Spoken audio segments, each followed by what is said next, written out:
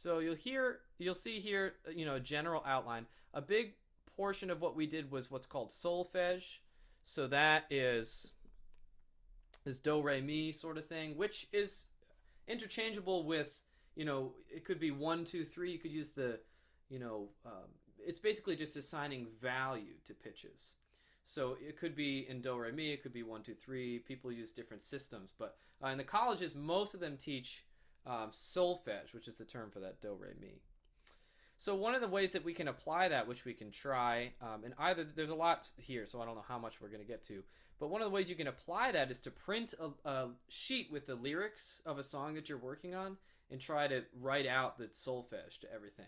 The one step back from that, I should say, is that you could just draw a line for the contour of the melody above the words. And that's a great way to study a song. If you have to learn a song more quickly or try to get it deeper in your brain, one of the great ways you could do that is print out the lyrics and draw the contour. And even better would be to write the solfege in. And that would be a good challenge that if we have time to, we'll do today with a song of your choice. That would start with learning the solfege, just simple tunes. Again, I use solfege interchangeably with any system that involves naming or value to pitches, like 1 2 3. All right. We did a lot of interval identification. So that's being able to hear bum, bum, and knowing the distance from that first note to the last note. And then kind of finding the first pitch of a song. How do we establish what's called a tonality? So we're gonna start there, and these are some of the other things that we'll get into as much as we can today that we have. So solfege practice would almost always be along with what are called drones. Now he would physically, our teacher or professor would physically on a piano just keep pressing the keys over and over again. He was, like kind of old school. But, what I would recommend using to get the same effect are drones. So I'll put one on here. Okay, so C is a generally good key for everyone to sing in. Let's put on a C drone. There it is at the top here. All right, so the first thing we could try to do is just sing the same pitch as the drone and sing it on the word do. Do. Yeah? And so the first exercise we would do is we would go up the scale. Now we can do do or 1 2 3. Let's try do re mi. That's called solfege. And we would just go from the first pitch to the next pitch in the scale, like this. Do, re. And then we would name the distance. The distance between the first note and the second note is a major second. So major as opposed to minor in terms of how big the distance is, but it's a second because it's 2 notes apart, the distance of 2 notes. So we go do, re, major, second, yeah? And most of our training would be on the major scale, so the next one would be do, mi, major, third. That's the distance between the first and the third note of the scale. You could also sing 1 3, major, third. So you could do numbers or solfege with me. I'll do solfege because that's what we did in college. So the next one would be do, fa. That's a perfect fourth. Now it's called perfect as opposed to major or minor because of fourths, fifths, and octaves are actually not major or minor. For whatever reason, they've been assigned this idea of perfect versus if it was bigger than that, it would be called augmented. But we're not going to get right there. So the distance is called a fourth. So we go do, fa, perfect fourth. Then we go to the next one, do, sol. That's perfect fifth. That's 5 notes apart. 1 2 3 4 5. Right? Next one is do, la. Major 6, that's 6 notes apart. Then we have do, ti, major 7, 7 notes apart.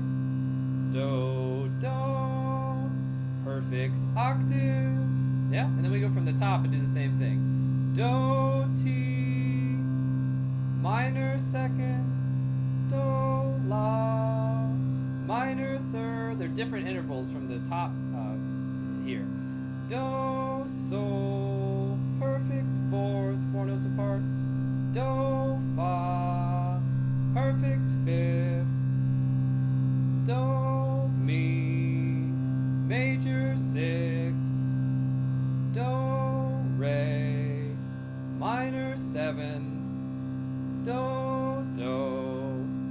perfect octave. Yeah, so that's one of the exercises we would do every day, and we could do that in major or minor. And that gives us the intervals, and it holds us our pitch steady with one scale. Now you can do a lot of different things with that. We'll try another one now. This is where we sing a scale in what are called thirds. So we go do, mi, major third. Then we go from re and skip a note.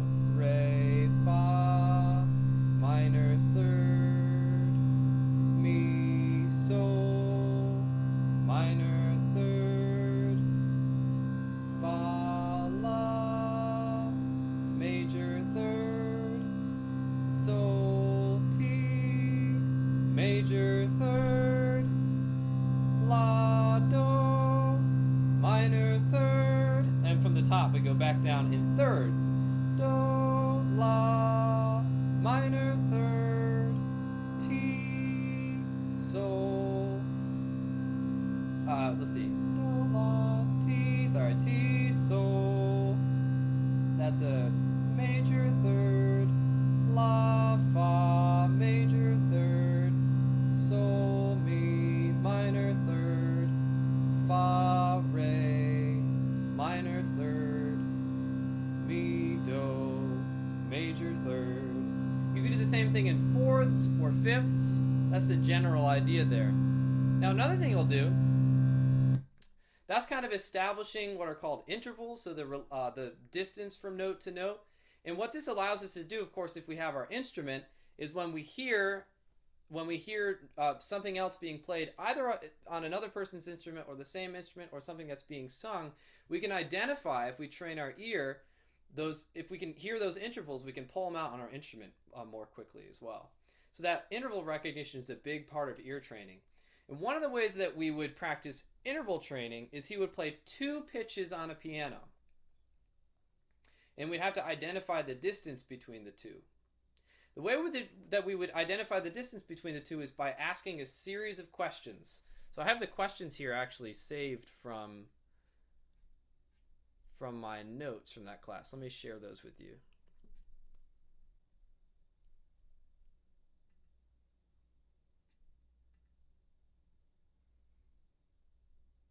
Notes from sight singing and ear training.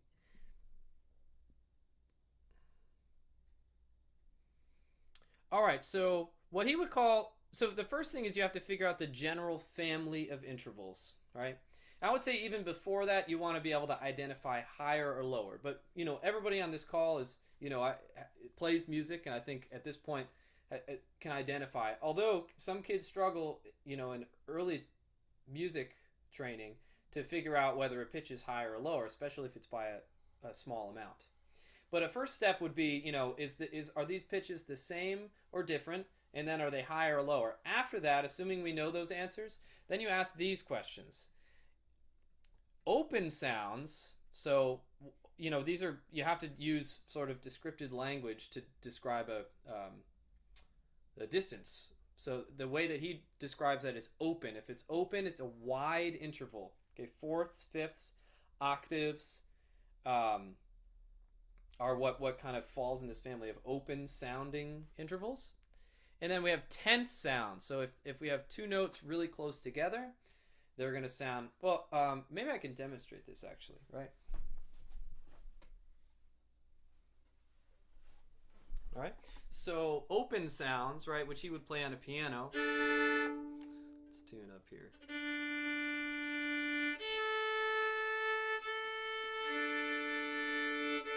Yeah, that's an example of an open sound.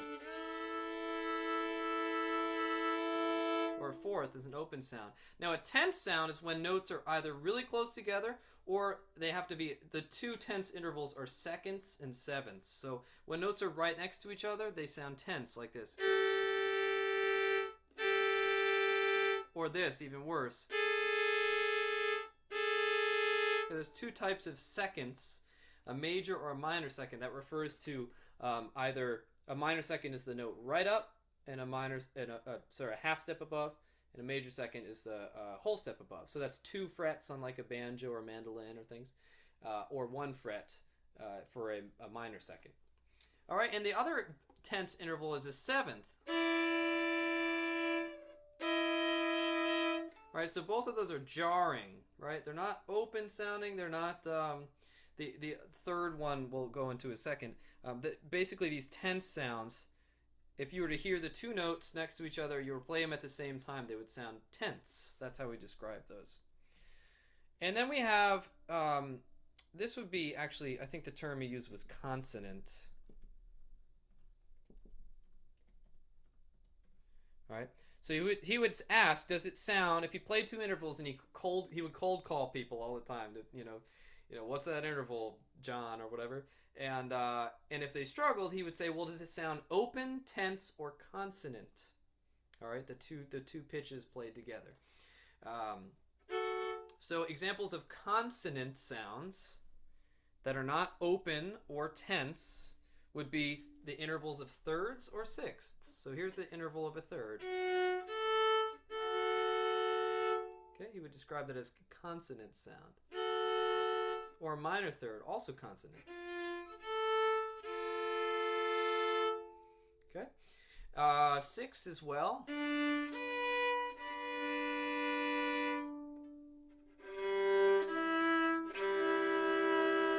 Okay. So those are the first question you ask are which categories do those fit? Actually, I'll keep this, and I'll play. Before we name the interval, I'll just I want you to try using the chat, and I'll play a bunch of sounds, and I want you to tell me whether it fits in this category, open, this category, tense, or this category, consonant. And then we'll talk about how to go from there, how you can go to the next step with that. All right, so go ahead and put in the chat if you all know how to use that. I'll play a bunch of intervals. I'll play them separately and then together. That's what he would do on the piano. Okay? And throw that in the chat, what you think this is, open, consonant, or dissonant, or tense. I guess you could use, those are the three options. In fact, I'll put that in the chat so everybody can let me know. So, open, consonant, or, all right. Dissonance or tense, you could use either word. Okay, so here's the first one.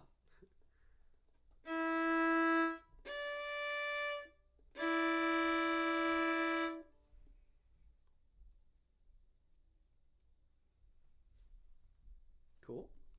Got some different answers there. I'll play some different pitches. Here's the next one.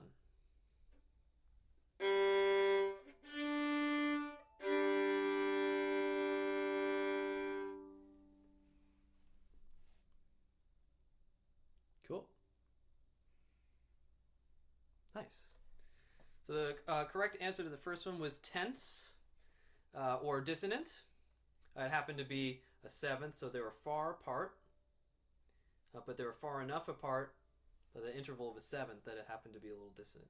And the second one, the answer is open.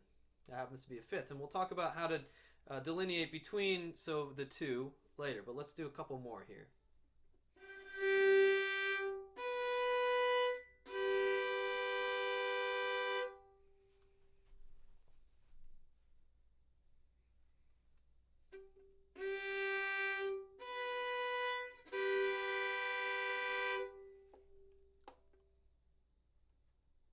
Cool. Got a couple answers there. How about this one?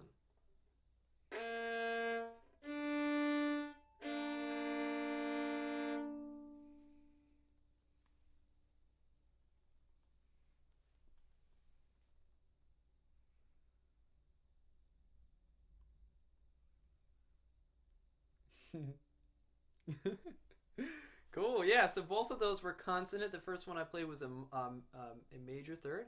The next one I played was also a major third, actually. All right. Let's do a couple more this way. How about this?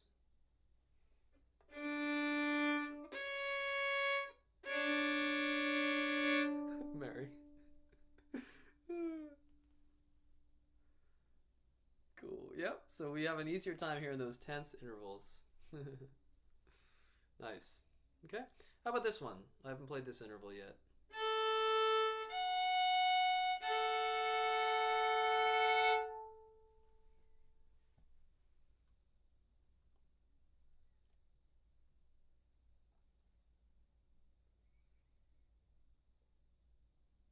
Ah, interesting. So we're all hearing that as open. So that was actually a major sixth. It's a that would be described as consonant. Now the word I wrote down in my notes here is also chord. So meaning these two notes make up a chord. Oftentimes when I would hear those, I would hear the third note which would make up the chord.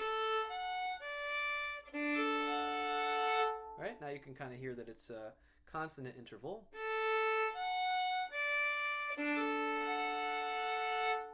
Right? So that's how we delineate between those two. Let's keep moving on because we've got a few things to go through. So that first question, tense, consonant, dissonant, right? That's the very first question we ask. And after that, to delineate between the thirds and sixths or fourths and fifths and seconds and sevenths, if you identify that the interval was tense, then you have your two options. You have a second or a seventh. And the way that you delineate between those two is by asking yourself, well, do the notes sound close together or far apart? And if it sounds dissonant and they're close together, it's got to be a second. If it sounds dissonant and they're far apart, it's got to be a seventh. All right? With chords, oh, actually, let's just do a series of that. So I'll do a bunch of tense intervals, okay? And you tell me if they sound close together or far apart.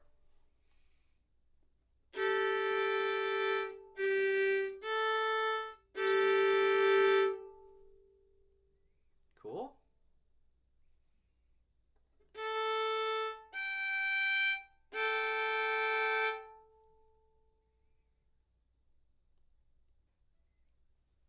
Good.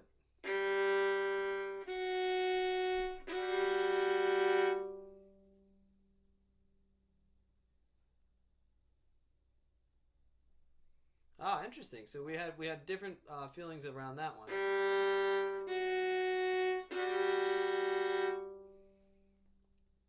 So that's an interval that's actually far away.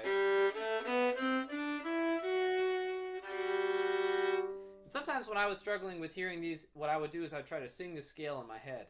And if I went bum bum, if it was that note, second note of the scale, if that sounded the same, then I know it's the second. If I can go bum da da da da da, then I know it's a seventh. Right? A couple more of these. How about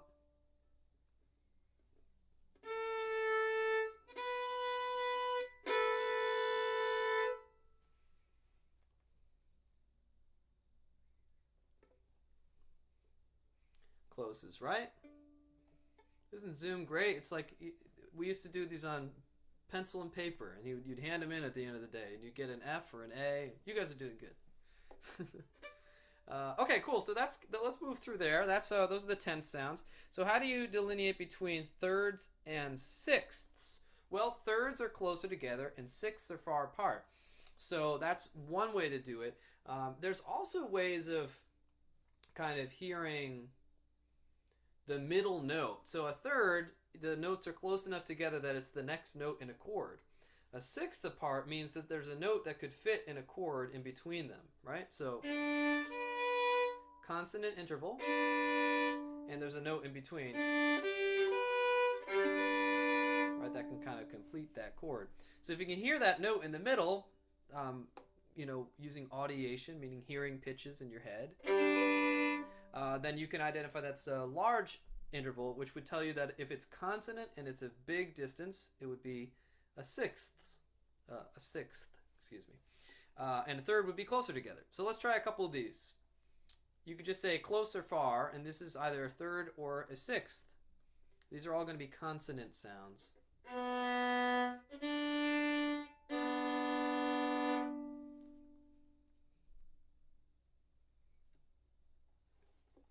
Awesome.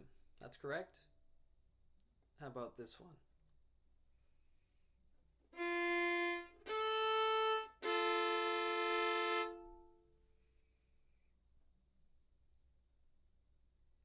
Yep, close. That's right. How about this one?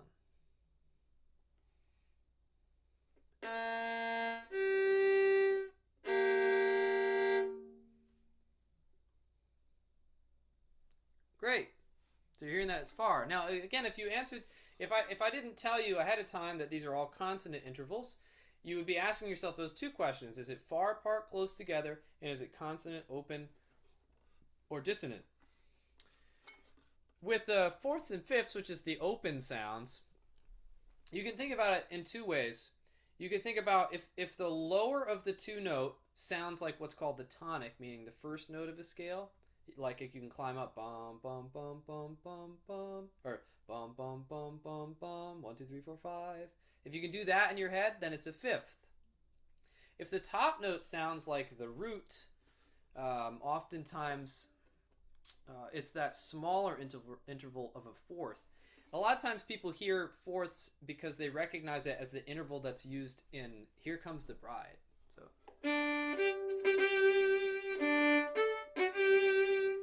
right, the beginning of that wedding march is the interval of a fourth. So whenever I heard this interval, if I would try to hear that song in my head, and if it matched, if I can continue the song hearing that interval, then I knew it was a fourth. Yeah. The opposite you could do for fifths. An interval that uses, or a song that uses a fifth would be, say, the Star Wars theme. Right? So that song starts with an interval of a fifth. And so if you can hear that song in your head, then it's a fifth. There's other songs that work, and it's good, I would say, to have one song for every interval, one song that you can reference. So another one that uses a fifth is Twinkle Twinkle Little Star. Right, the beginning of Twinkle Twinkle Little Star. So I'm going to play some fourths and fifths, and I want you to see in the chat whether you hear them as a fourth or a fifth. So I'll play them separately and together. Okay.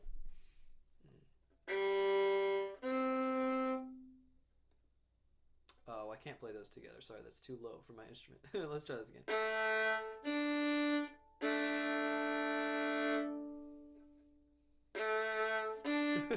45th, says Mary. That's funny. There you go.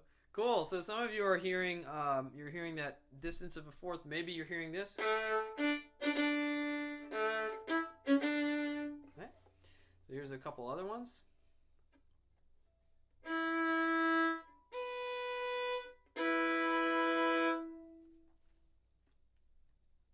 All right, you might be hearing in your head, or even minor, or,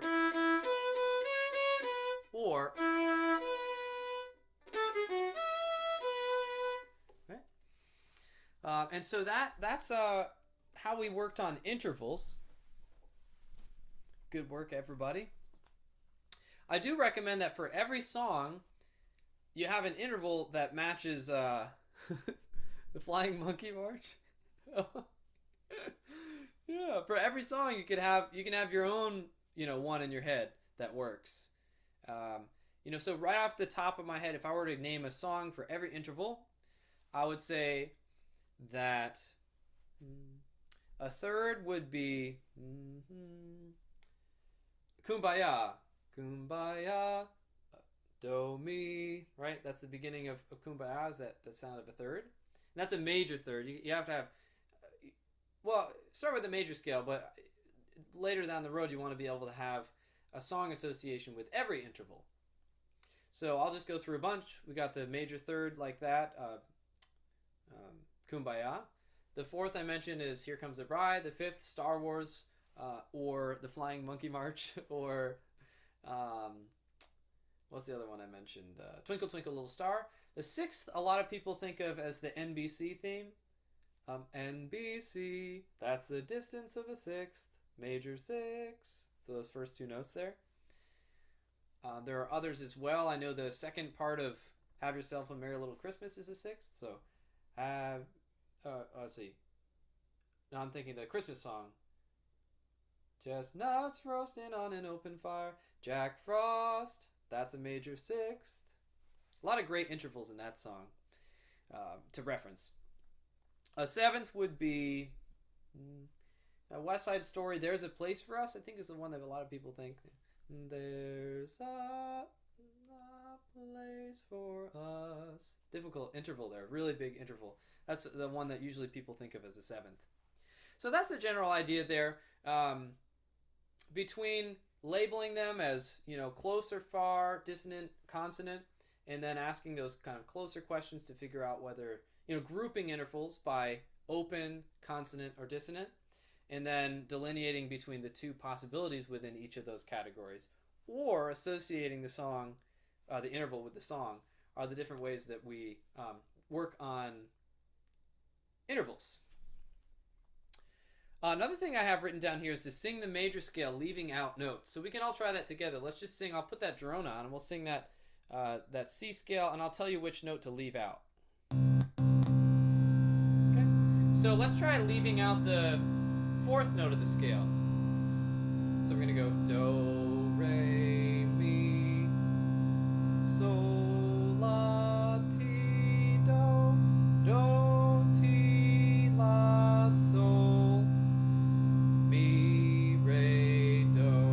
Right? So you might have noticed that when you skip that, the next note might be a little bit out of tune, or we get lost a little bit. Let's try that with a couple different ones. Let's leave out mi. And this time let's use numbers. You could use numbers if you want.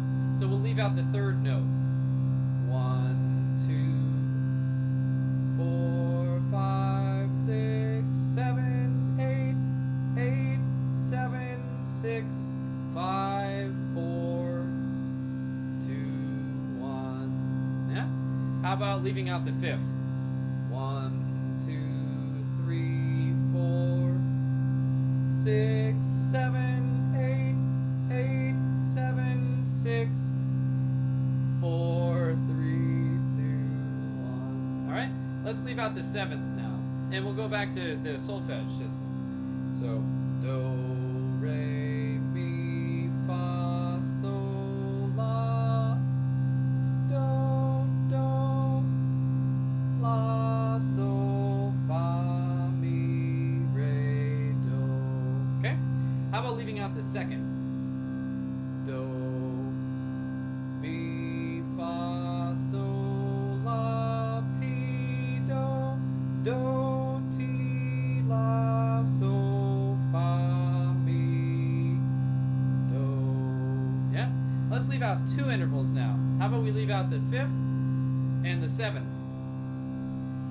Do, re, mi, fa, la, do, do, la, fa, mi, re, do. Maybe that's a little bit more challenging, right?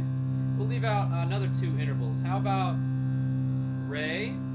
Oh, let's go back to the number system. So we'll leave out 2 and we'll leave out 4. All right, ready, go.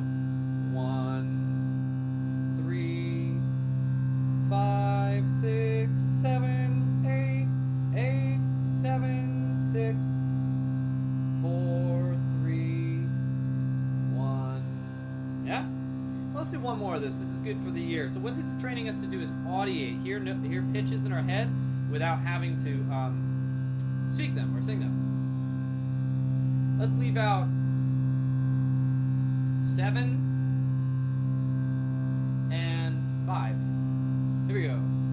1, 2, 3, 4, 6, 8, 8, 6, 4, 3, 2, 1. Yeah? Let's try one more where we leave out 3 pitches. How about we leave out 2, 4, and 7. Here we go. 1, 3, 5, 6, 8, 8, 6, 5, 3, 1. Cool. How did we do? Awesome. Yeah. It's funny how like you never, you don't think that you might trip up on some of those, you know. Sometimes it's a pitch error, like you end up being a little bit flatter or sharper than you should. I know I was, when we had 4 off, I was flat, I believe, on the 3rd when I skipped the 5th. So it really kind of hones in your hearing there on that. So I think that's what we'll do for today on intervals and solfege. we did all that sort of work every day, you know, kind of reinforcing a lot of that stuff, and and some other work on that as well. But I want to move to rhythm now. So the way that we worked on rhythm is you'd often just put on a metronome, just a metronome.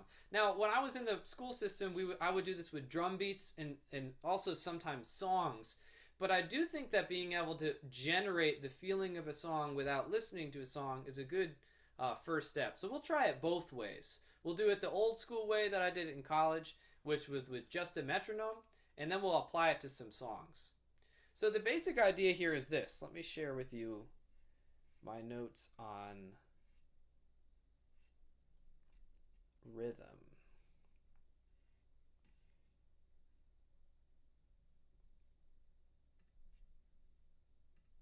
All right.